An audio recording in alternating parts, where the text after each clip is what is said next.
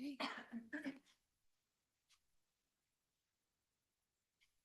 Did we get anyone on the phone? Looks like no. What's that? Nobody on the phone yet? I don't know if there's anyone in soon yet. That is correct. There is nobody attending online at this time. All right. We called the meeting to order. It's 6:04. We can start with roll call. Jacqueline?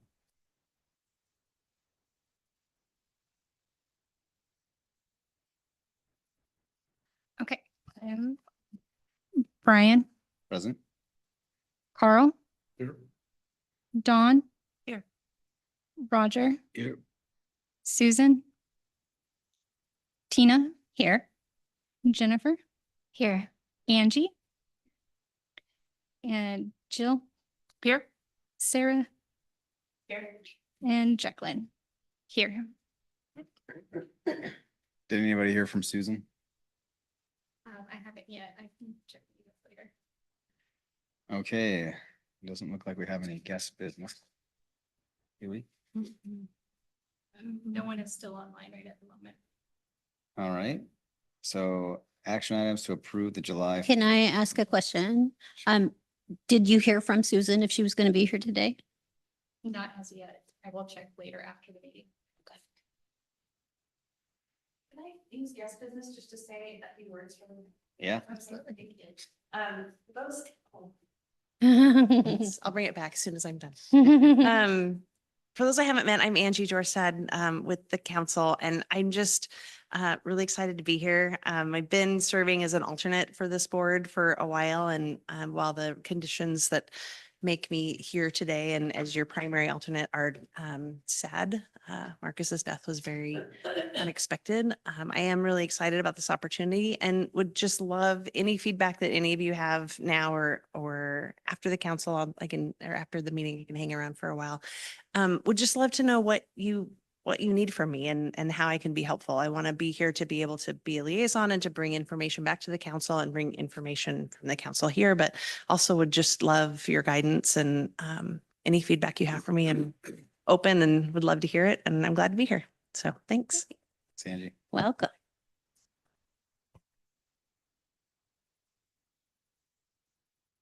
All right. Action items today, approve the July 14th, 2025 meeting minutes. I move to approve the minutes. Second. All right. All in favor? Aye. Aye. All opposed? Action passes. All right, discussion items, Parks and Recreation and Open Space Plan update. Jill? Thank you. We've discussed that the city council allotted the money in the budget to proceed with a Parks Recreation Open Space Plan. I'll call it the PROS plan after this. And we started that work with a consultant, and I just wanted to give you an update of the work that's been done so far. To date, in July, the city solicited a statistically valid survey. So that survey was chosen, the survey takers were chosen at random in an even distribution across the city with mail-in surveys. The survey is the same survey that was then later released to the public for everyone to take. But those statistically valid surveys are trying to engage those areas that perhaps we haven't had feedback from, and then also just trying to get all of the demographics covered in the cities within the city limits. So they're evenly distributed, and then they're distributed based on age of the household and the all the different markers that the census uses. So of that, we had also, like I had mentioned, sent out then the general survey, and over 600 people responded to the survey, and that's the most that I've heard since I've been here. Of course, I'm not intimately involved in all of the council surveys and the mayor's surveys and other departments, but we were really pleased with that amount of feedback from the community. And the highlights of that, this is a long staff report. I won't go on into all of it, but I provided all the information for you to view at your leisure. The key points that I wanted to point out were 97% of respondents thinks the parks and recreation are important or essential to the quality of life in Lake Stevens. And they said about 3% of it feel that they're useful, but not necessary or important. So 97% is obviously a testament to our community and how they feel about our parks and recreation spaces.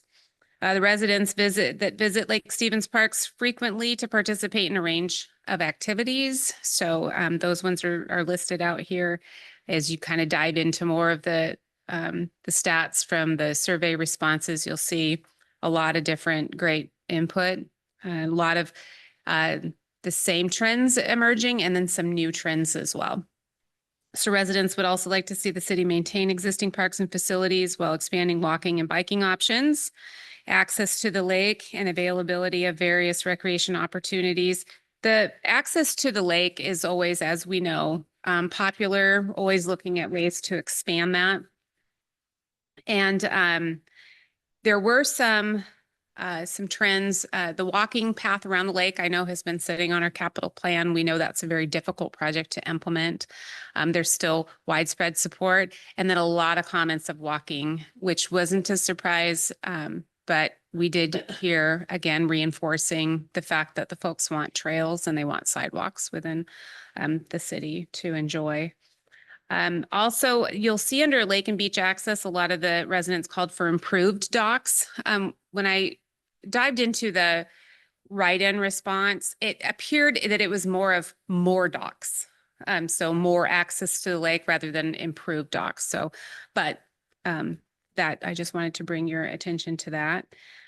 We also did hold an open house for participants on July 17th. Carl was there to join in. We did get some good comments from the public. We did a roundtable, so we had 12 boards up for folks to respond to, and then write in information. So anything that we missed, people could comment live, and that would be recorded. So all that information was then taken by our consultant back. And the comments from the map displays are provided here in your staff report. And then the different subjects are kind of bulleted there as well. Then we also had a dot exercise. So that's you pick up the dot and you put the dot next to the activity or the aesthetic. And we've done it for different things throughout our planning efforts. And so they prioritized additional sports courts as the top one, and that was in our open house findings there. I also, as the attachment to the staff report, I put in a lot of information about the individual questions on the survey and then the survey methodology. I know that having the statistically valid survey, you'll hear that term come up more in the future. That's really what we're aiming for, to get a really good cross-section of what our community feels like. They explain in that methodology as well that they know that the residents under 35 were of age that the survey underrepresented folks that were under 35 and overrepresented residents over the age of 35. And they know that just based on our census information and then the responses that they got of the people that provided the information to us. There's also a copy of the survey. I know many of you took the survey, but there is a copy of the survey so you can see what it looked like when it went out to people.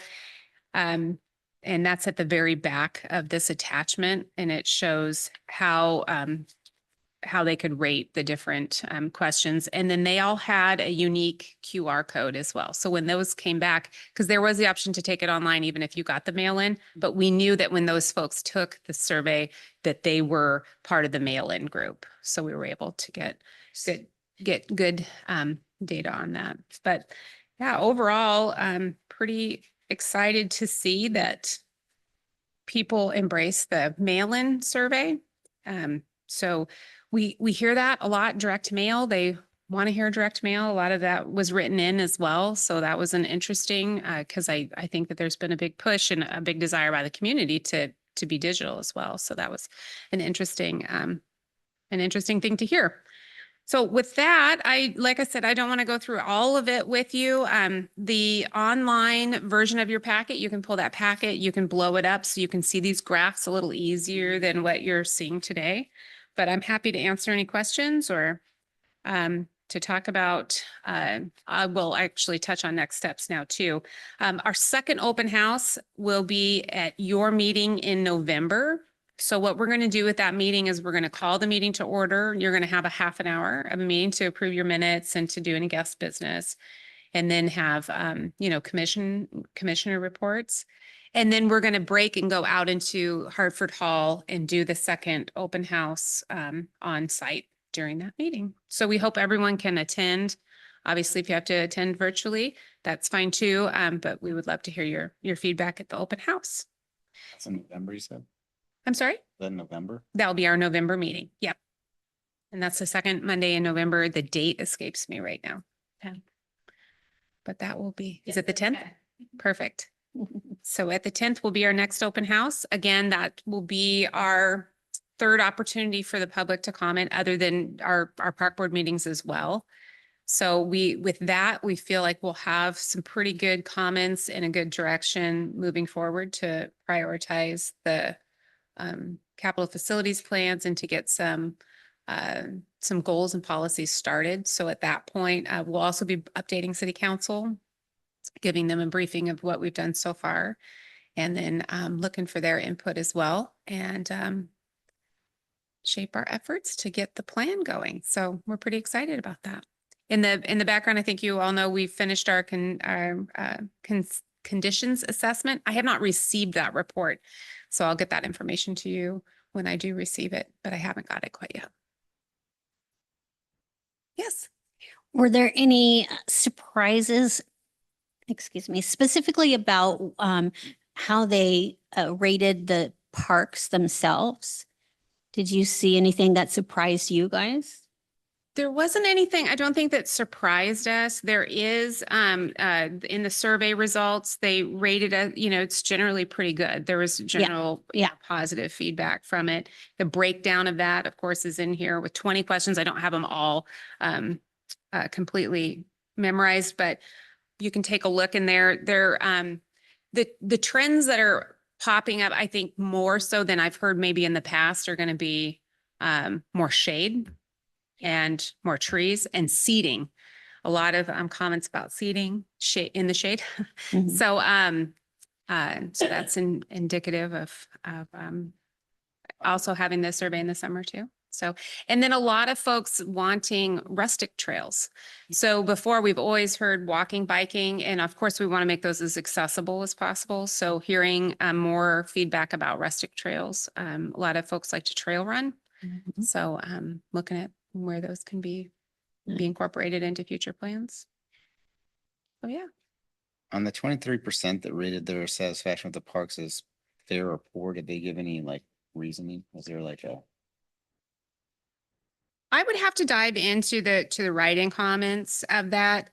So I don't know. A lot of them wanted older kids. There was, unfortunately, we had a lot of comments about activity in the park by older kids that was unfavorable or perceived as unfavorable to some folks. So we did hear that quite a bit, that there were that concern. Like getting hit by balls and things like that? Yeah. And, just the language. And then also some really helpful comments that surrounded, hey, let's look for things for older kids to do and some suggestions in that, and looking for playground equipment that would be fun and engaging for kids that are a little bit older. A lot of comments about the bikes, the e-bikes going Mhm. through, or there's different classifications of e-bikes, but a lot of comments about that. But yeah, nothing else really stands out at this point. Okay. So there wasn't anything that was glaring as far as, other than things not in the built environment. Oh, good. Okay. That's great. The question about Yeah. the survey respondents being under 35, being underrepresented, does that include the group up to 20 as well? If I recall, the survey included the question of like, it should be one survey per household. So that would maybe include children under 18 or under individuals under 20. Correct. So then Yeah. would it be That's a the good age point. group between 20 and 34 that are underrepresented? I believe you are correct. I can double check that, but I do believe that you're correct on that. And page 22 in your packet begins the survey questions for reference if anybody wants to specifically see them.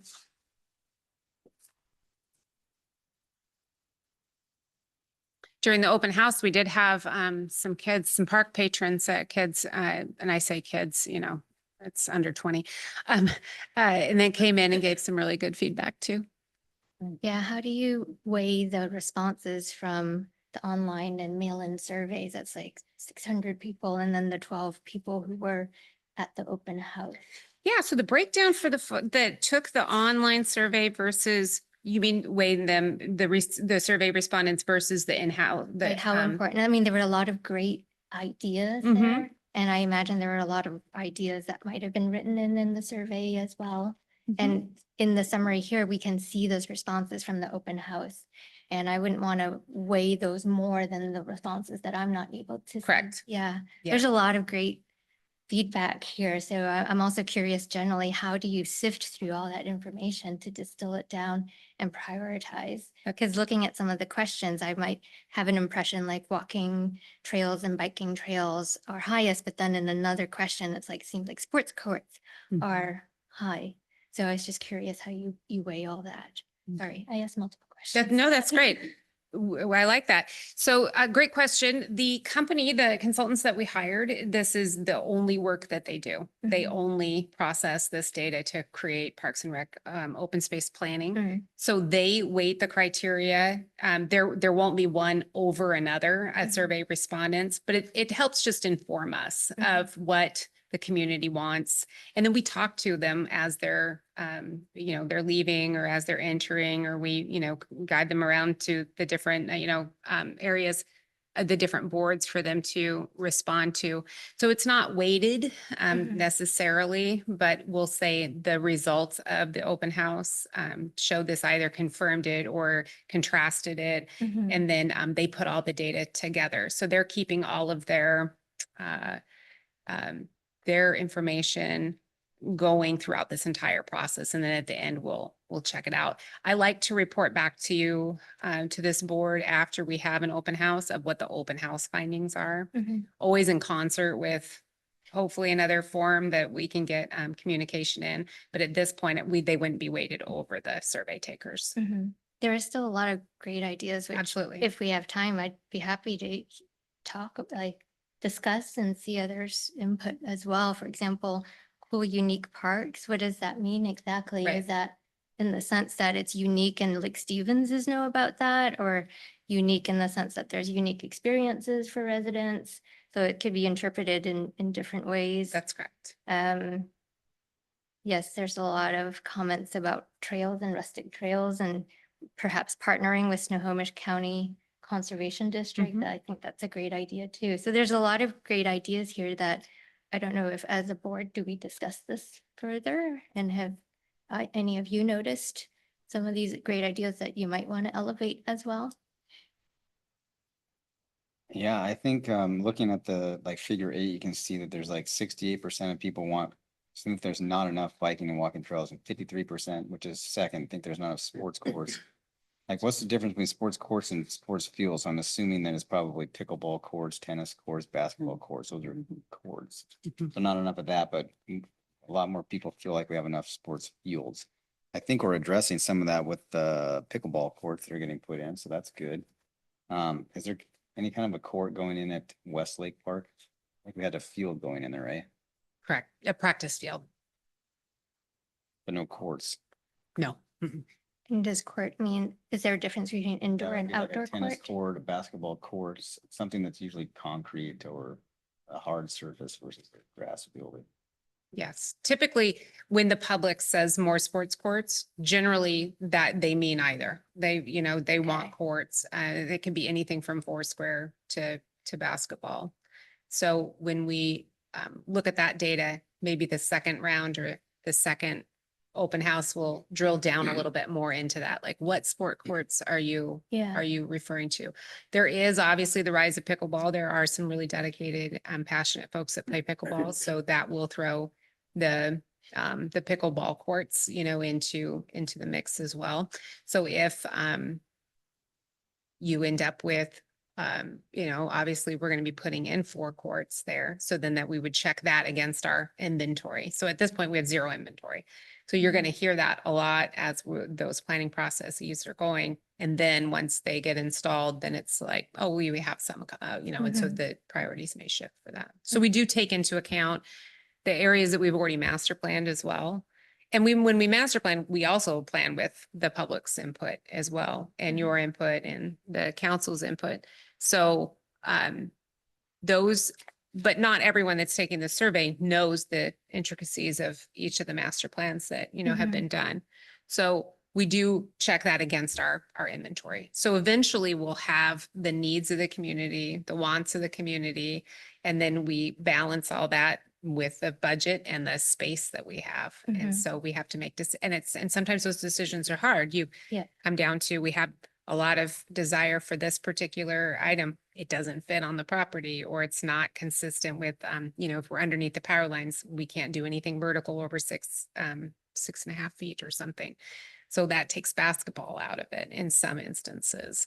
So it is kind of tricky, but we always want to know so that we can have that when an opportunity comes up, we can double check it to our, what we've already established as priorities for the community. Yeah.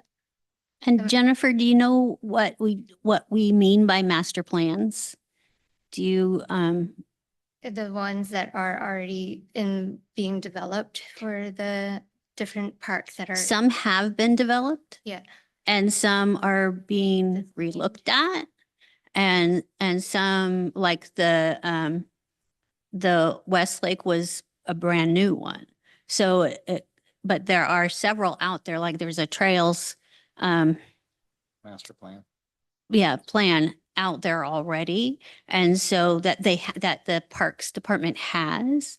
And so they can go and look at, you know, if people want to have some more, not rural, what did you call it? Rustic? Yeah, rustic, Mhm. spaces, they can look and see if the plan already incorporated that. Mhm.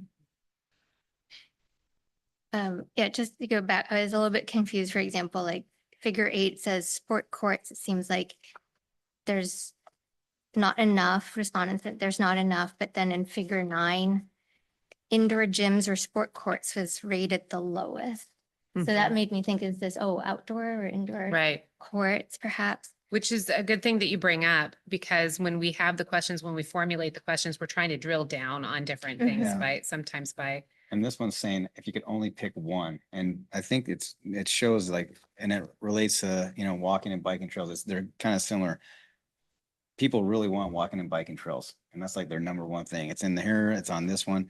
If you had to only pick one, then the sports courts, even though they want more sports courts, if they had to pick one, they'd pick Yeah. trails over that.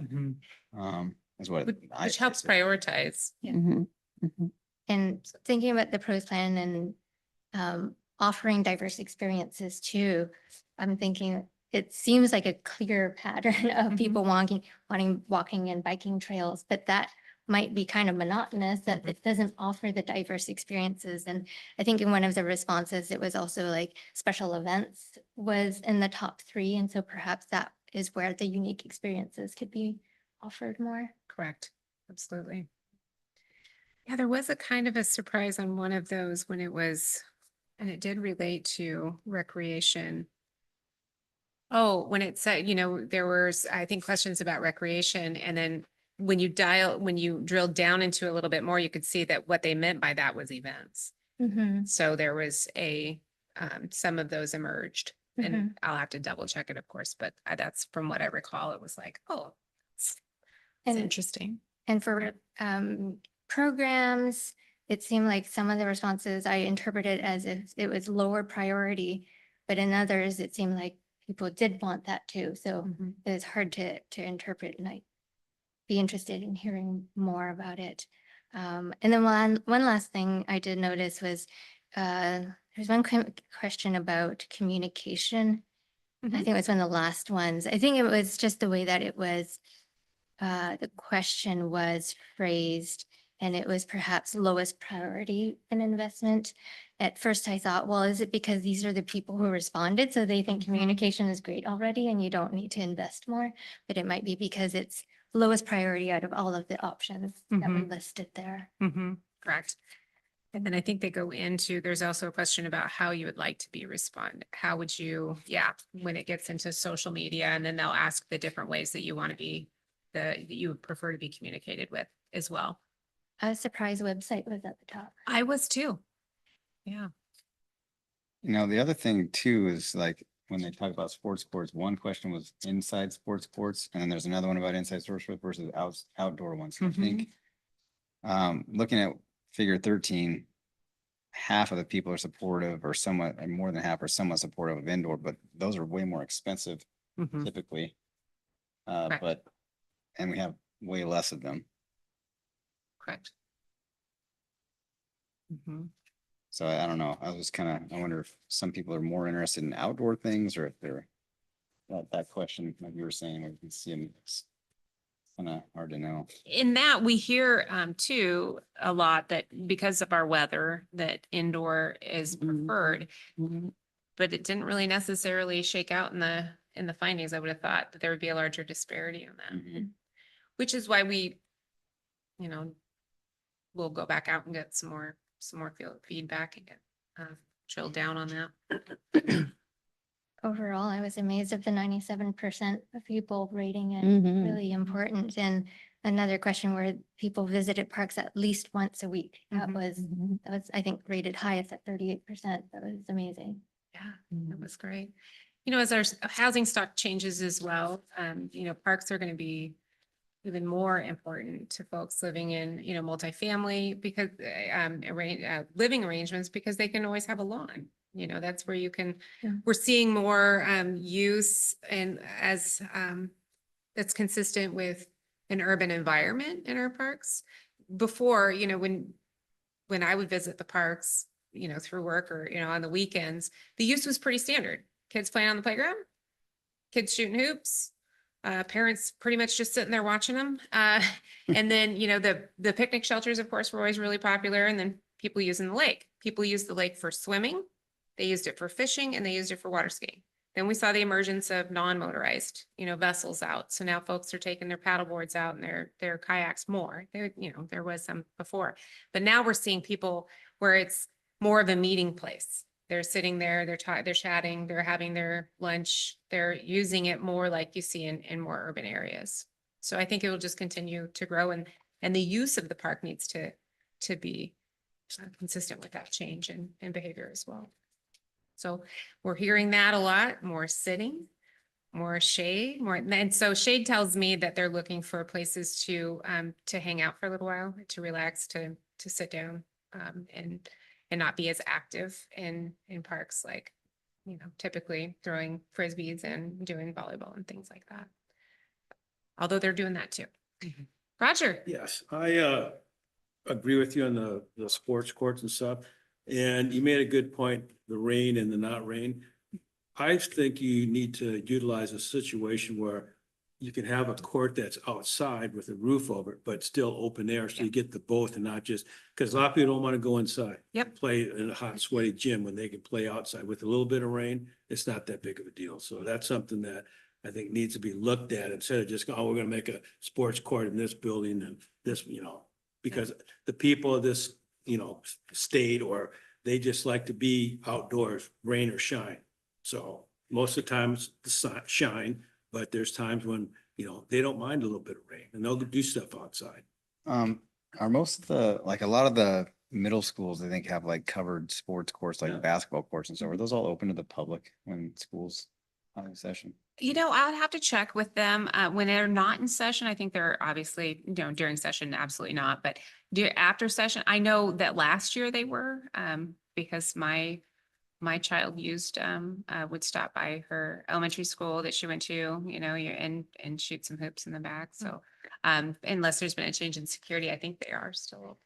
There are several of the local elementaries and middle schools that have those that do open it up to the public after hours and on the weekends. So Mhm. for pickleball, they use the tennis courts for pickleball on the weekends and stuff like that as of right now. And so. Yeah. I think the schools let them use anything except for the high school. They just, everything's off limits. I thought I saw people playing pickleball at the high school Well, they might have, but it might have been, organized or something. no, students I've gone there. You can. play D- tennis during, pickleball. during school Oh, time. Not during school. No. Yeah, yeah. It was summertime. Summertime. Right. So when school is in session, it is, nobody gets to come onto campus unless you come into the office and you get a visitor's Even pass. after hours? After hours, when school is in session. So what I mean by that, during school hours, then nobody gets to come onto the, but after hours, I believe all of these elementary playgrounds are open. I know that Mount Pilchuck and I know Stevens Creek are, but I don't know enough about the rest of them. And so the gates are open and they're open to the community. And I don't know what time they close, not- but so it's, you know, it supplements our park system. And I think that, yeah, Sarah, did you want to say something? Just, I do know that since the new superintendent has been in, that has been part of her messaging is to ensure that there is access to facilities after hours. That we're just not sure about what the status is, but I do know it's her intent to ensure they can be Mhm. used. Yeah. I know that like at Cavallero, the softball, baseball, and football field, you can't use that stuff. Right. Unless you're, you know, maybe if a team organizes with someone, but you never see, you know, people playing baseball or softball at the high schools because it's all fenced off and they don't want you in there. Well, and with synthetic turf and turf management, you can't, a piece of gum, dog poop, metal, those will ruin synthetic turf fields. It will be something we have to keep an eye on at Frontier Heights because that is one when the synthetic turf gets put in with the construction, there is no fence around it. But there is a Mhm. reason synthetic turf is off limits without a reservation. Mhm. And I think it's mostly the elementary schools that are open. I remember that the middle schools, well, there's a basketball in front of LSMS that I know people play at, but I think everything that is closed, that's fenced in, I don't think they're open, but I'm pretty sure the elementary schools are open. Yeah, elementary, yeah, they're open pretty much. But even at Stevens Creek, we have this wonderful field and I don't see it being used. It is locked, I think, at the end of the day. I don't know anybody that goes up to unlock it. We used to play softball there when it first opened, so I don't know what it is now, but it was a nice field. Oh, yeah, it's a nice field. For some of them, if they're locked, I think you can get a key card if you pay an annual fee. I'm not sure of. To detail. what? For any of some of the school locations that might be locked off.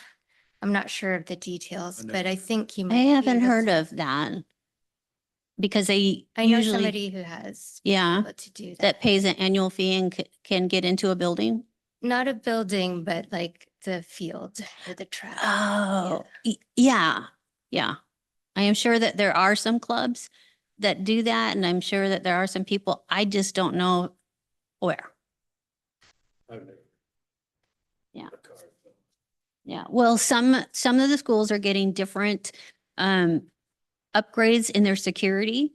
So some schools might have put a card entry at their gates versus a chain and a padlock. So it just depends on what they did with their upgrade.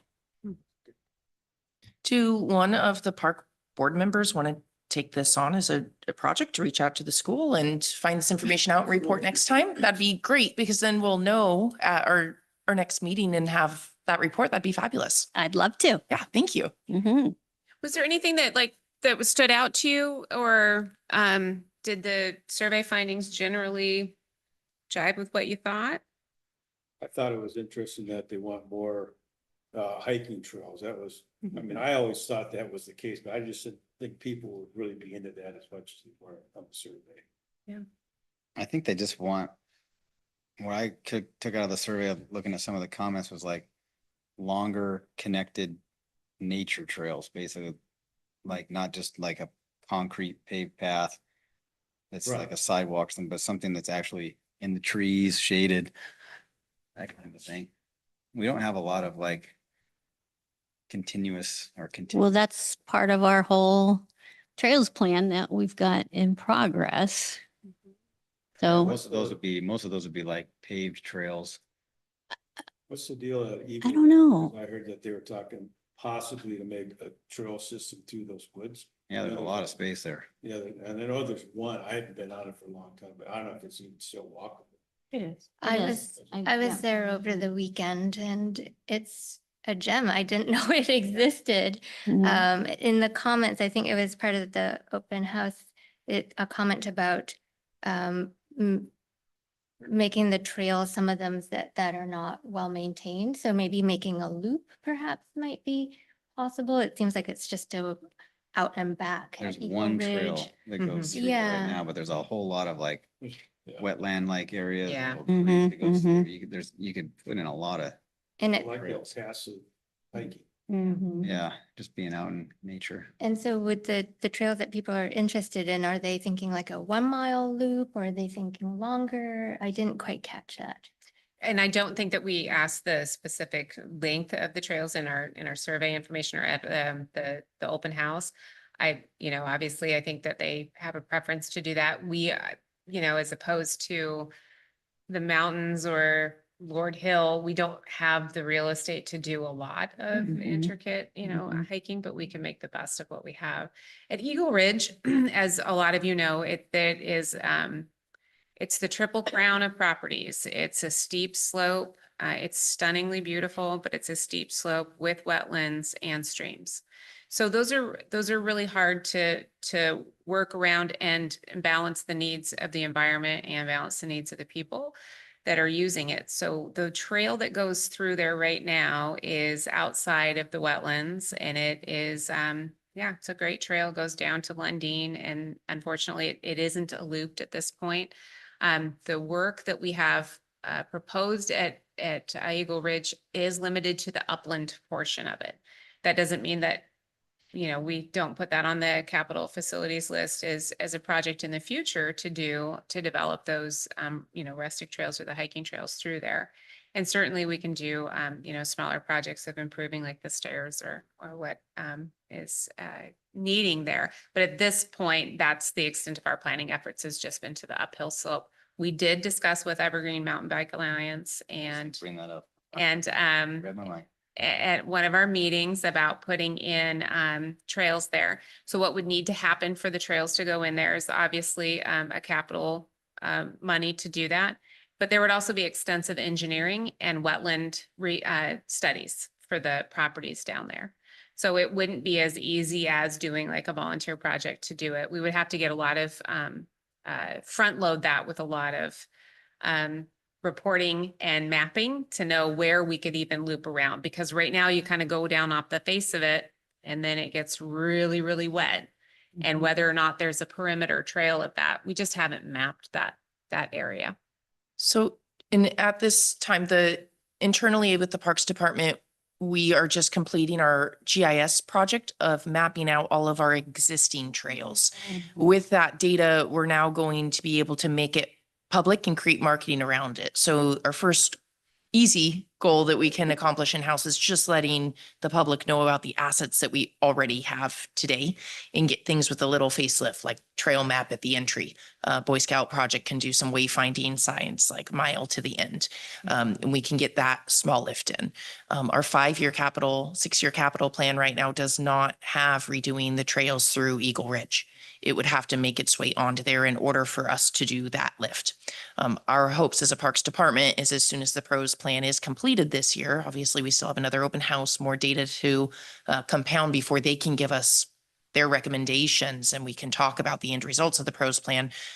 But it's then going to be used to update our 20-year capital plan so that we can put the Eagle Ridge trails on there and get priority to that so that we can revisit it each year with the budget and keep pushing it forward. So just out of curiosity, like places like Japanese Gulch that has a lot of wetland like areas, similar steep hillsides on either side. They build like bridges out of down logs and things like that. Do they have to go through the Department of Ecology or anything like that to do that, or are they just doing that without permission? You think? It depends on, I see new ones like every year and they're not being built by the city. I can guarantee you that. I would, if it's a city-owned property, then the city, you know, if I don't know how exactly it was developed for that particular area. For us, we wouldn't we wouldn't allow people to go in there and build whatever they wanted, just in the sense that it could damage the environment. It depends on the extent of the development as to what other outside agencies would review that. So Fish and Wildlife has jurisdiction on some of them. The Army Corps of Engineers has jurisdiction on some, and the Department of Ecology has jurisdiction on some. So depending on your project, it has to be permitted through those agencies and through the city of Lake Stevens in order to be able to build something. So, you know, I would say, you know, we have to map it to know where our buffers are, and we have to know where our wetland edge is. We can do according to our code, we can put in, you know, rustic trails within the outer 25% of the buffer in that area. So you have to put that all on a map and look and say, is this even possible? And then in areas where you have plant life that's not common, you want to preserve and protect that as well. So even if, you know, you can get some folks back there, you have to make sure they're not going to be enticed to leave the trail. And, you know, so there's just, it's a sensitive area. It's not impossible. And obviously, you know, we would want, Mill Cove has been sitting on the capital or on the park priority list of developing boardwalks through there as well. But it's just a matter of resources and time and getting permitting done for that and doing it responsibly. Hi, Tina. So two things stood out to me, and one was that the survey showed that the bigger parks are what is wanted right now. And I think the last time we did the survey, I thought it was more neighborhood parks. And Yeah, I would have to check that, and also knowing the terminology too, because I've heard some variation of terminology throughout. I think a lot of people think of a neighborhood park as the park that's in their neighborhood, which is a different classification for us. It's a mini park. So we always have to check that. And so if you've seen on our previous surveys, we put the acreage next to it. That doesn't always tell the story. Right. Like there are parks Right. that are 30 acres, but only 2 acres are, you know, being used for that. Right. But yeah, it's a great point. yeah, So that'll be a good thing for a good project for the Yeah. consultant to dive into. And the other thing that I thought was interesting was that, let me find it. Walking trails in the parks, you know, 53% want walking trail in the parks, and then 55% want the natural trails. Don't our parks have trails, you know, loops? most of them do, yeah. So how do you interpret what it is that they want with Well- that, walking in the parks?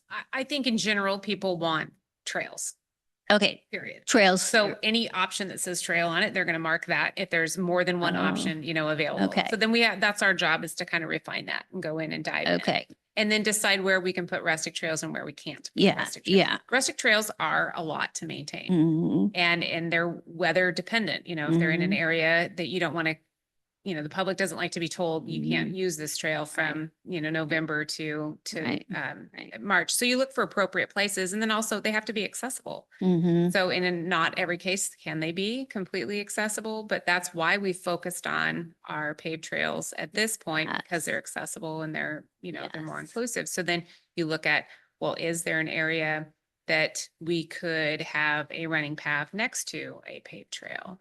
like the Centennial Trail. Mhm, They have that option for you to get off the mhm. concrete. People that trail run, the concussive action of running on concrete is what we heard at the open house. We had a gentleman Right. here and said, I like to run on the gravel next to the Centennial Trail. Yeah.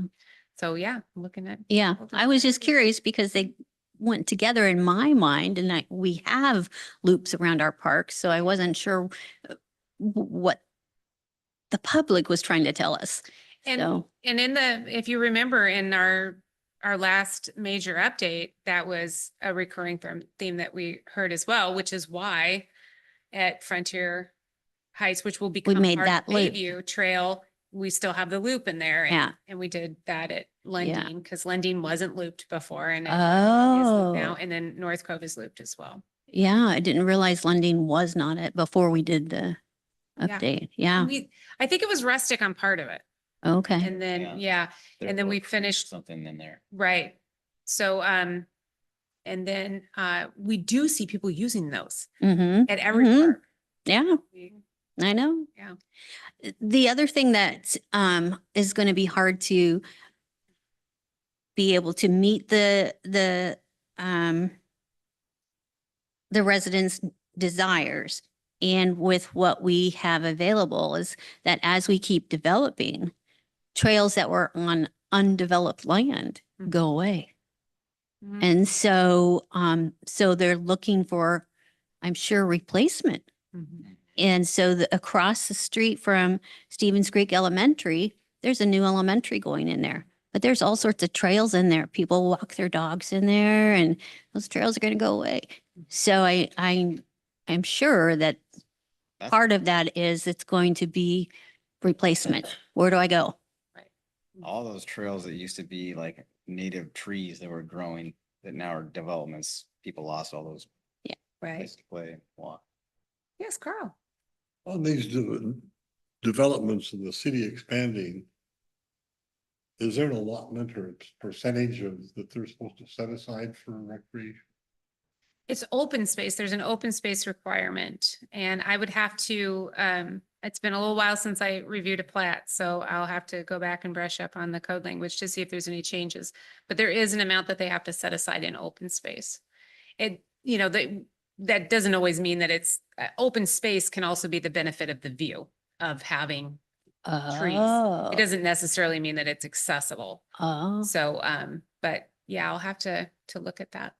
And correct me if I'm wrong, but every development within the city, every residential home has to pay what we call park mitigation fees, Yeah. park impact fees. And so that goes into our fund, and the only way the Parks Department can use those dollars are to build new parks or to develop parks to a level that they aren't today. So for instance, Eagle Ridge is mostly undeveloped Mhm. ground at this point. So when we put the circular walking path there and the playground and the amphitheater, those can be developed with the park mitigation dollars. And so that is how many of the park projects that we have are funded. oh, That's Okay. correct. Do we, The other one I had questions from people over the past couple of years. As we build a new library, there still seems to be a big space there from that until the fire department. Is there that usable? Is that? that's now zoned for like, I think commercial or something like that. Yes, you're talking about the Chapel Hill property that was owned by the city, I believe is still owned today. It was rezoned. It is the last commercial property in that lot. yeah. And I believe we may have movement on that property to be sold. Yes. When Mhm. we say commercial, are we talking like large scale residential apartments, or are we talking about like retail type commercial? Generally, commercial zoning, unless it's a mixed use zoning, just is talking about retail. Okay. And that, And restaurants. yeah, there's a lot of things that go in, that can be covered under the retail umbrella, such as restaurants and, Gas it- stations. Things like that are also in there. I believe that those are health services. I would have to check. Don't quote me on it, but, and we can get you some information, There's but a lot of generally dentist commercial would offices be, and, like retail. Right. Areas. And I believe because that one's being sold by the city, will we be going into a developer agreement? Yes, there is a developer agreement. There is one. It is, the goal is to have both retail and housing on that lot, So it's mixed use, so a mixed use opportunity for a developer. housing above retail. So that development agreement would have went through council, and so there's minutes and more information on that. Yeah, I thought I remembered seeing that because there was a big scuffle over the planning board saying, don't do that, and they did it anyway. And they- Yes, Tina? So another surprise for me was how Lundin Park was rated. I was really surprised because it's updated and surprised that it's like, pretty much half-half. And do you have any insight at the moment as to why people are feeling? I don't have any insight as to why they are, but I do remember seeing a comment about, you need to get swings in at Lundin. So there just could be some confusion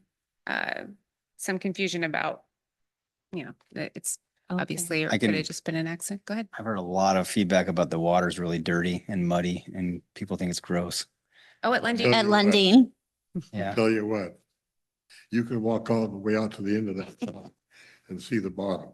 I know, but when, it's like 20 when years kids are ago, you playing could in the, walk out on that lock dock and you couldn't see 3 feet, so it's been cleaned up. It's all been Like- cleaned up, yeah. extremely clean.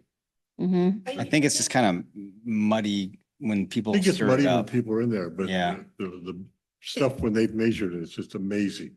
It's Like 20 closer years. to like the reeded area. That's where it gets a lot more of the money, but it's Mm. a lot of rock and silt like mix on the way out on the Lundin side there. So, but the further to the left side, as you're looking at the water, will have that because of the type of live. Yeah, and I just hear that from people with little kids that take their kids to Right, s- but it's, play there. They're like, it's kind of it's muddy. muddy water, Yeah. but it's tremendous difference. It all started really when they put that, I don't know if you remember the aerator, but I mean, that was kind of like the start of cleaning this lake up. Mhm. And when that thing finally broke down, they finally got it together where they could get it clean again. It was a dirty lake. And I'll also say for the department's side, Lundin and Davies are the oldest restrooms in our system. Ah. And because of that, dimmer light, you have, lot of graffiti cover up. Your stall doors aren't always operating correctly or they get vandalized. When we get leak or infrastructure issues, it can be a toilet or a sink that is Mm, shut down for a few months while we figure out parts. that So they would are be- on the capital plan for replacement of both of those. Oh, good. And we know a bad bathroom experience can really ruin your opinion of a park. So that could be one of the Right, that factors. makes a lot of sense. That makes a lot of sense. And on Lundin, there's one of the roofs needs cleaning on where we used to have, I don't know if we still have concessions Mhm. there. I think that building's roof, last time I saw it, Hmm. needed some cleaning. Are you referring to moss? Yes. So moss, depending on how bad it has grown, and how we have to treat it. I do know that I believe we're having a roof inspection on that building. Ah, okay. Um, Nice. Yeah, so then it becomes, if the whole building needs to be replaced, Oh, do you redo the roof? Right. Right? It has to be Oh. part of the conversation if you're within 1 or 2 years of needing a new roof or new electrical or new HVAC system, do you take that cost? One of the issues with both Lundin and Davies is you can barely walk in the plumbing alley. If you have never seen the inside of that plumbing alley, I'd be happy to unlock it for you and have you walk 2 feet into it. You will quickly exit. You can barely walk through it, yet alone store our items. And so when we do a remodel, we will have to have larger plumbing alleys. And to do that, you have to eat into the restroom. In order to keep restrooms ADA compliant, we really just don't have that footprint. So we don't know what that'll look like mm, if we gut them and remodel or if they're complete tear downs to build. That Got has it. to be determined in the hadn't future. even thought about tear down. Yeah, Sure. yeah. And a lot of the equipment, if not all of the equipment inside of both of those facilities, we can't get parts for anymore. So it's really difficult to fix anything that goes wrong. And Mm. Yeah, I was just curious. Well, thank you for your feedback and I'll keep you apprised as next steps rolls out. Thank you for the survey. It's a lot of great information. I like, yes, I've been really pleased with our consultant. They've done a real thorough job. You can tell they have a lot of experience. All right, so we're on to board member reports, or did you have? I don't know what's first did you on already do there. that? That was the Parks Department report. Oh, the Parks Department report, and then I think we go to board member Okay, reports. I didn't know if you did that one already or not. Go ahead. I know, I've been talking too much. I get the point. Okay. So the new activity guide, if you guys have seen that, it's called Trails. It's an acronym. That one is available now. It's new out online. And then also you can pick up a paper copy of it in the lobby at the Parks and Recreation building. What page is it? What's that? What page are you on? Oh, page number 26 of your packet. Yeah. And then the work at Sunset Beach, the abutment was fixed and secured and it looks good. We don't anticipate any follow-up work there. We also put in swim lines. So some of the public feedback that we heard when we designed that park were that there was really kind of equal use of fishing and swimming. So half of it is now in swimming lines and then folks can still fish off of it. And I have not gone to that park. I cannot remember a time that I've been to that park and somebody hasn't been there. And they're often on the dock swimming or fishing. Right, right. So it's getting some use and that's exciting. The trees that came down in the bomb cyclone I have been removed from the Catherine Creek property. The North Cove low float dock has been completed. The last sections were installed. And the curb painting and restriping at Davies, North Cove and Lundeen was completed. Davies Beach structural assessment. We have that dock to be redecked on our capital plan. But due to the structure's age, we wanted to have it assessed before we planned and ripped off all the decking and realized that we, had a bigger problem there. So we had our structural engineers take a look at it and they have just really quickly said, there's nothing major. We'll give you a detailed report. That's where we're at with that one. I have not received the detailed report, but they don't anticipate major structural such as new piles being needed on that. Of course, that would be, that would change the budget for the project as well. Lake Stevens High School Design Club did some beautiful benches for the city and we installed those in Catherine Creek. The pictures are in your packet. Frontier Heights Park Phase 2 construction, that contract the bid went out and the bid closed. The contract should be awarded at the city council. It's not a regular meeting tomorrow, is it? It's in tomorrow night's packet. Tomorrow night's packet. So that means that the construction company has been selected and they'll start to break ground on the plan that Jacqueline provided for you. This plan really shows the elements that are going in this phase. So there's other things obviously in the park, but starting on the left side is the multi-use field. That's the synthetic turf field, then the viewing labyrinth, and then the 4 pickleball courts, and then the sensory garden. And then there's a little area just under the sensory garden where it's showing that sidewalk to be replaced. That sidewalk has the drainage facility for the synthetic turf field underneath it. So that part of the looped trail will be replaced at the completion of that storm detention facility being installed. And then you have your parking that will be developed on both sides. And then, I I have a question about that. So, oh, now I can't think of what it's called. The contemplating place. It's all. Yeah, the labyrinth. Thank you. Yeah. Labyrinth. Didn't we at one time put that up on the hill? Right. So we're having, this was the compromise with the Seattle City Light. Ah, And so that placement, you are still going to be able to see the bay from it, but from that general area, but it's not going to be raised. got it. Do they Good have a question. completion date for Frontier Park yet? They don't. We don't have a groundbreaking date yet. So we don't have a completion date. I think generally it's 30 working days, but of course, that's heavily dependent on weather and some other things as well. So the War Memorial, if you remember at your joint meeting with City Council, the Legion came in and talked about the War Memorial and some work that they'd like to see done there. So we've been working with them, and the emblems that they selected are bronze emblems, and they're 12 inches across, so they're larger than the ones that are in there right now. And we've worked with them kind of hand in hand, and they came out last week and took a look at them, and they're thrilled with it. So we're moving forward to concrete saw cutting on Wednesday.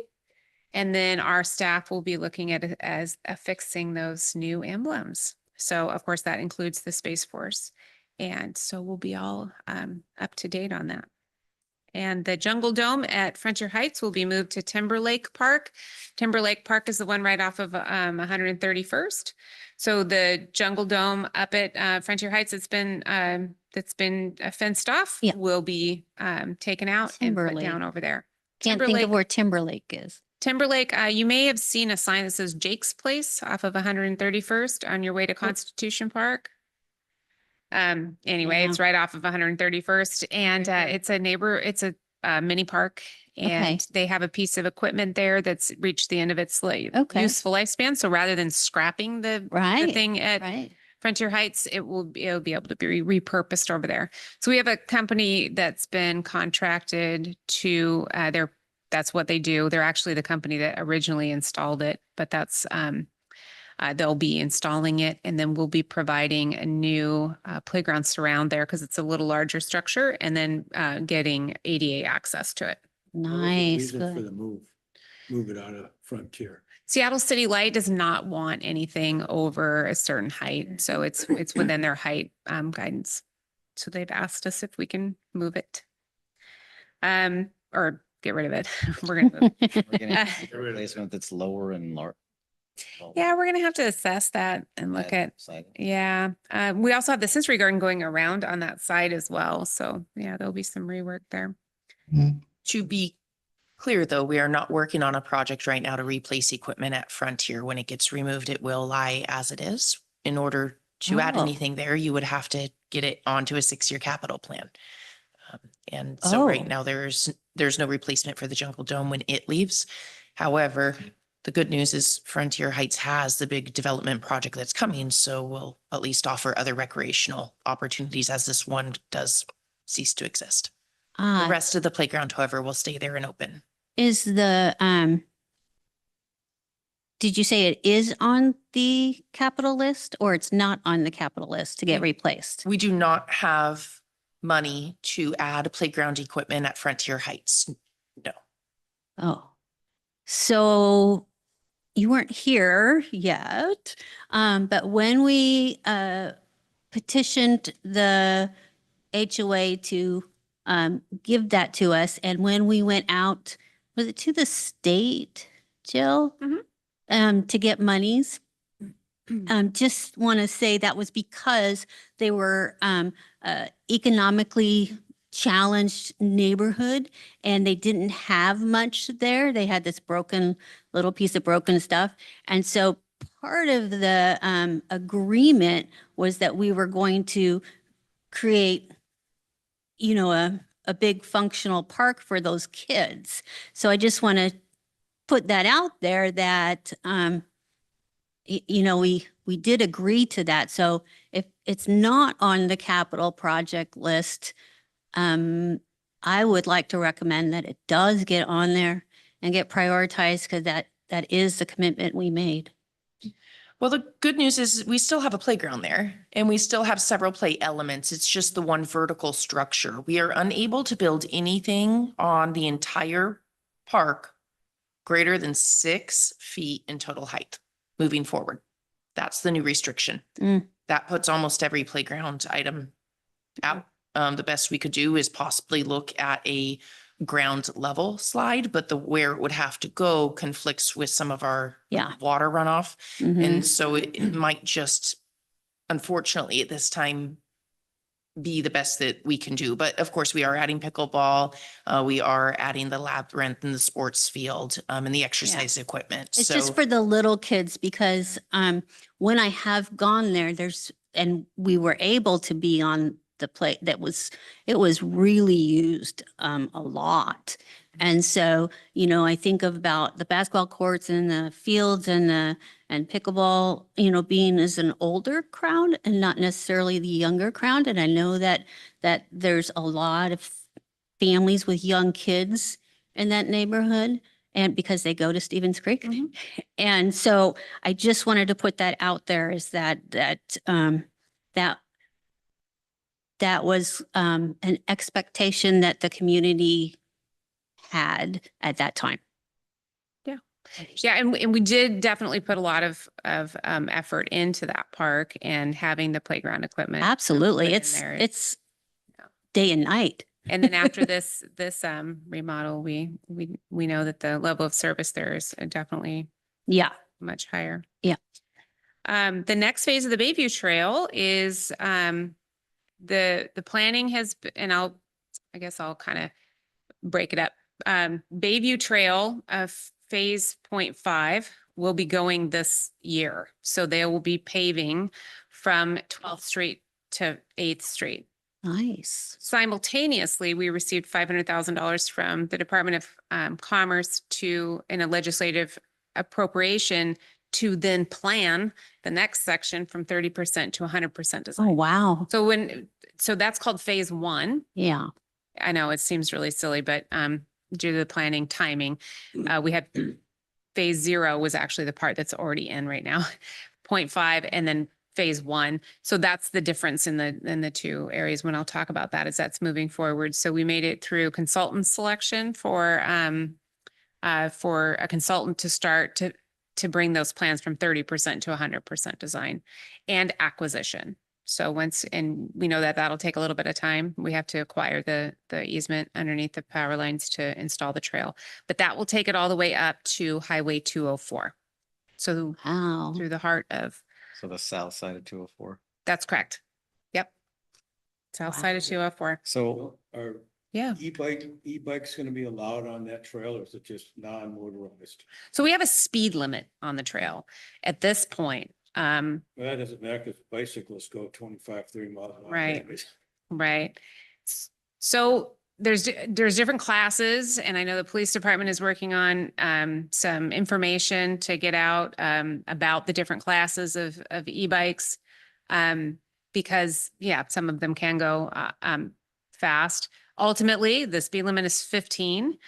We do know that that's a way for folks that normally don't ride bikes to be able to get out and get some exercise. So we don't want to necessarily preclude them. However, they all need to mind the rules. So, Should put a speed limit. yeah. Well, we'll see, Roger. So Jill, what Yeah. phase gets us north of 204? Phase 2. That's phase 2. Phase 2 is north of 204 up to The Gulch or whatever they're at. Nine. correct. Then to Lundin. So this side of the south side of the Gulch. Then there's phase 3 is through the Gulch and up. And then phase 4 is the connection back down to, to the existing, right, that goes by, the name escapes me, the old HP, development there. Yeah. So there is a linear, map of all of it I can get out to you that calls out the different phases. Obviously, this is a multi-year project. It's exciting to get the planning going, but the planning will at least, 24 months is our estimate on that. For phase 1. Just to get the planning done of phase 1. Wow. And it's, over $500,000 to get the plans. So we have to balance that with the other needs. But because we have acquisition and we have permitting, we know that we're going to have to deal with some wetlands along the corridor. So we'll need to get all the permitting done. That takes time. In all of the plans and projects, just as a reminder, we have Zen City pages. So when you go Mhm. over to our Parks and Recreation website and go over to capital projects, you can get Oh. over to all of our capital projects. They have all of the plans on there. All of the public meetings are starting to be listed. So we have a full, almost like a blog on each Mhm. project. So that You have to can stay up retrain to us date. now to go there. Yeah, and then when you're there, you can sign up for an alert. So every time the Parks Department does a post, you would receive an alert that there's been an update. Oh. And so if you're interested in specific projects or all of them, it's a good way to ensure you can receive that information in live time. Oh, that's great. Thank you. Yeah, Caballero Park is still pending the transfer from the county and the current estimated transfer date is late September. In the upcoming events, we have Going a Viking happening on September 20th. That's a Saturday at Lundin Park. That's a fun event. It is new to the city last year, and so this will be its second year.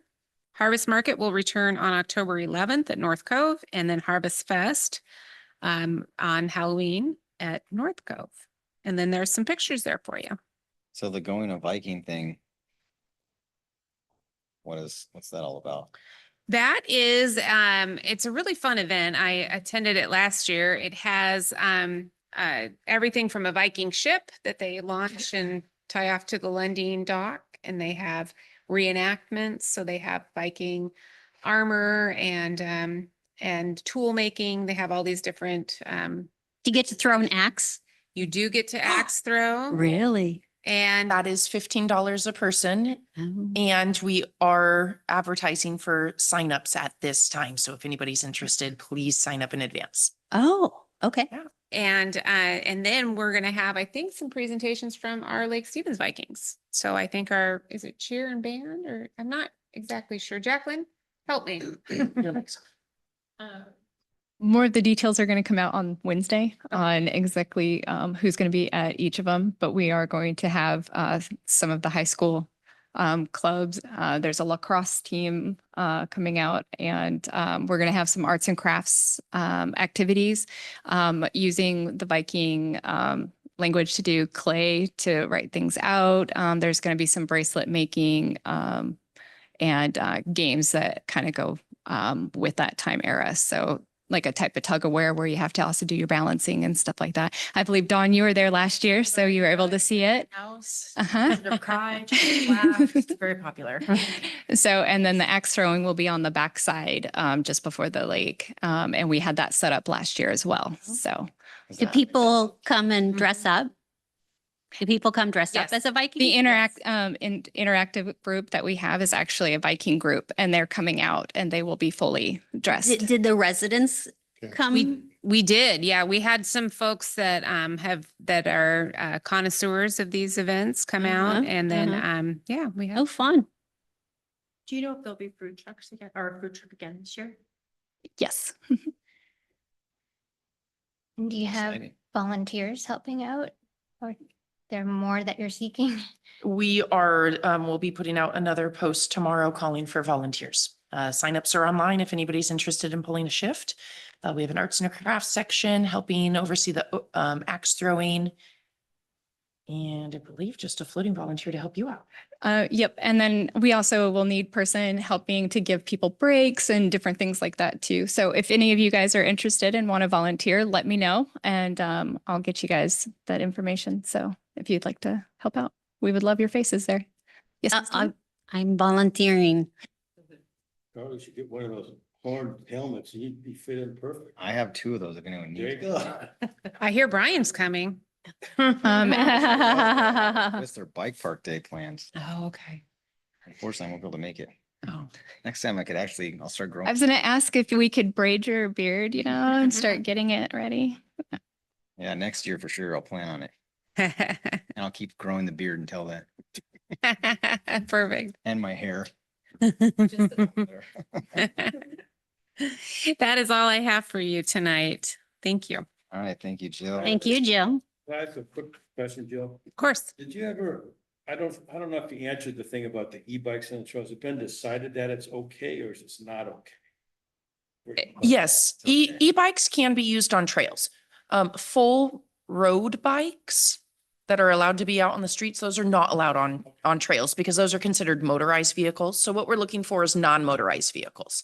And electric bikes are typically classified as non-motorized. But what Jill did start to say is there is a lot of confusion when it comes to what is a motorized bike and what is a non-motorized bike, especially with all these varying degrees of electric assist and other types of motors. I know it's going to be challenging for the police department to put together a really easy to understand document, as there still isn't a lot of great clarity up the line with legislative stuff. And so that has to be worked out. But essentially the difference is, does it have pedals or does it have no pedals? So you can think of it as, if it has pedals, then yes, it can be used on the trail and you're expected to use them for the most part, because we need to keep you at 15 miles per hour or lower. Because some of them just like a throttle. Some of them are pure throttle and you're putting your feet up on the pegs. Those are typically motorized bikes. I talked to the police chief and he says they're really having a problem with these kids riding these things on the streets that aren't legal. They chase them and, you know, what can you do? You're not gonna catch them. So, but he's frustrated. I Yeah. just saw that just the other day. I'm like, what are these kids doing? Just Yeah. flying all over the place, no helmet, not riding in the street. And you're like, what is going on? Yeah, we're not the only jurisdiction that's Oh, I'm dealing with sure. it either. So there's starting to be some talk about maybe putting together some information for the ledge to respond to. Well, the reason I ask is I went to Michigan for a 2-week camping trip and I used an e-bike quite a bit. Mhm. And those, you know, there's like 3 different categories. I mean, there's like A, B, C, and then when you get up to the high one, you can get up to 40 miles an hour. Wow. Yeah, and I mean, you just pedal it and you put in like a turbo in it, you know, it just takes off, but you got a constant pedal. But anyway, but it's really big back there. And you've got all kinds of trails and people ride those e-bikes. Just curiosity. Yeah. No, thanks for the question. I'll keep you updated if I hear anything that's moving forward. But, you know, even just education out to the public, because I think a lot of, you can have a sign that says no class 3 or, you know, whatever, but no one knows if they have a class 3. So just trying to get some coordinated efforts to make sure folks know how to follow the rules and what rules to follow. You have to go to the city and get a license if you're inside the city limits. There you go. Out of curiosity, I know like there's a motorcycle helmet rule. Mhm. Is there a helmet rule for like riding bikes or anything like that? What Or they're using. e-bikes or anything? I thought they had one for a while. I don't know, it's been so long since my kids were riding bikes. I always want to, you know, yell at those kids, hey, protect your head. Don't Yeah. Die, you know, it's like, I'll get some information on that and bring it back to you, because I was actually kind of curious about that too over the weekend, just to find out what is the current rules Because so that I think can. for a while there, the police or the fire department was giving. away Yes. helmets. Mm-hmm. Yeah. yeah, because those e-bikes, they can take off, get up going fast, and they're on concrete. Oh, no. One fall and those kids could be over. Yeah. It looks like there is no state rule, but we do have a Lake Stevens Municipal Code 7.36.100 about helmets required, and it is specific to minors riding bicycles, skate, foot scooters, and Yeah. recreational wheeled devices. That 18 and younger for minors or? Minor would be 17 and above, or sorry, 17 and below, 18 and above, you are no longer a minor. All right, on to board member reports. Roger. I just want to say one thing, and that's, the thing about this report is great. It's got a bunch of information, but you've got to act fast on it, because one example that I always was concerned of, and being on this board for so long, was to get sports fields for the public. And they never really did anything about it. And now they just got done building elementary school, and then Tina said they're building another elementary school. That's a lot of kids. And if they don't have a, you know, and they got the little leagues and the soccer leagues, and there's no big field where they can hold tournaments and stuff like that. And that's been on my plate since I started this board, you know, 23, 24 years ago. And you can see by sitting on it, it's just got to, it's turned into a problem, because now you got to find the land. Is back then you could have the land. So I'm just saying, this is a great report, but I think you just have to pick what you want to choose and act on it quickly before it gets too expensive to do everything. you just can't do everything at once. I mean, Mhm. Plain and simple. And you're talking about Little League? Well, just, yeah, Little League or, Because we're doing the Frontier Height one, but it looked no, like but that was that's just a- soccer. That's just a practice field. I'm talking about having a multi-field complex where you can bring other teams in. Oh. And all the other, Marysville has big fields. They all do except for us and Granite Falls are the only two that really don't have a lot of field. And it's just something that there's so many kids and there's no place to practice for. And that's why I always beef about the high school not opening up their field, because these kids have to go to this, crappy dirt, bumpy and all that stuff, because there's no fields. And it's just got so big now with I didn't know they were building another elementary school. They just got done with that Stevens Creek, didn't they? About 3 years ago, and then another one's. We got more coming, kids, more kids coming. Yeah, I think they're putting like 5,000 houses in along just Yeah, west of that's- I-5. That's all gonna be in Lake Stevens School District, but Marysville addresses. So that's gonna be, Yeah, because our school district takes some kids from Marysville and Granite Falls because of how funding works and memorandums of understanding of agreements and all that kind of stuff. So we not only have Lake Stevens, but we also have Marysville and Granite Falls kids. but they pay taxes for the Lake Stevens School District. Right, they're inside the Lake Stevens School District. They're in They the pay city, yeah, they're in the, taxes they pay the taxes for the school district. They're just not in the city limits. Right, And they pay the school impact fees when the houses are built. the houses, yeah. Yeah. It's gonna But be, that's all I. thanks, Roger. Thanks, Roger. Don?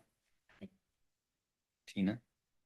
I wanted to say thank you, Jacqueline, for getting me this design plan, and it's always so responsive. The Parks Department's always so responsive. I love it. And I want to thank Sarah, because at our last meeting, Sarah spent just maybe an hour with me after the meeting, answering all sorts of questions I had that had popped into my head. And I really appreciate the time with the War Memorial and helping me understand what is going on with the War Memorial and why it is as it is. And that was really helpful. I really liked that. And then the last thing I had is somewhere in here in our survey, I saw that they want a path between the high school and the middle school. And in one of my park surveys that I did, I talked to a gentleman that showed me where there was this route. There used to be a route, and people just kind of took it over and put their fence out Are you talking about from where the high school is? between the high school. There's still something behind the high school, but there used to be apparently one that connected all the way down to the middle school. I remember, I used to live up at one point up down by the high school. They had a case of some girl got raped back there. And all of a sudden, next thing you know, they started, concentrating more and more, and that could have been one of them. Yeah. Got I it. remember that. That's all I have. Thanks, Tina. Carl? Can't think of anything right offhand. Okay, I missed last meeting, so I'll take the opportunity to welcome Jennifer. I got a Thank you. interviewer with Sarah, so that was cool to see that you are on the board. And I'll second Tina's praise for the members of the park board. It's awesome working with you, ladies. Excellent work. And that's all I have. All right, Jennifer? Thanks. I got all excited and visited 5 parks already, and I understand I don't Yay. need to visit all parks monthly, but but I couldn't help visiting just one. So I did visit Lundin Park, Valor Path, Oak Hill, Mandolin Court, and Catherine Creek. But I think I'll have to revisit Catherine Creek because it's so large, and excited to visit more parks and share any ideas that I have. And would love to learn more about the history of some of these parks too. I think that would help me be able to tailor my suggestions a little bit more in an informed way too. Sure. So is Valor Path the one behind the high school? Mm-hmm. I still haven't been able to find that path. I'm like there all the time. We can help you with that, yeah. I'm like, where the heck is this place? If you, Like, yeah, let's, Tina can now help you with that. Yes, yes, I can. It was, you will miss it if you don't. You will miss it if you don't have help. It's a tough one. Where is the path? I was curious. I was trying to search these parks like through Google Maps or any other like online platform. I know that some of them are on the ArcGIS platform, but some of them are not.